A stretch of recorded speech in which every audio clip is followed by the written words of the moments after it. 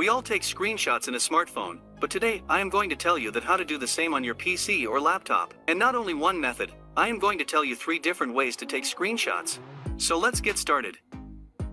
You have to just go to the particular screen of which you want to take the screenshot. Now, simply press Print Screen key on your keyboard. Then open Paint and press Ctrl+V and your screenshot is ready.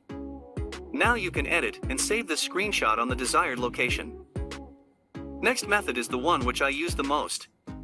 You have to just press Windows plus Print Screen, and you can see the screen blinks indicating that it's done. But you might be wondering that where is the screenshot? So don't worry, you have to just open File Explorer and go to Pictures folder, and there you will get to see another folder named Screenshot where all the screenshots are saved by default. If you want to take the screenshot of particular area, then you can use Snipping tool. For that you need to press Windows plus Shift plus S and the snipping tool will be launched. You can select the area and it's almost done. Now you will get the notification in the notification area and you need to click on it. You can now edit and save it in the desired location. So these were the 3 methods you can use to take a screenshot. I hope this video helped you. If yes, then don't forget to hit a like and show your support by subscribing to my channel.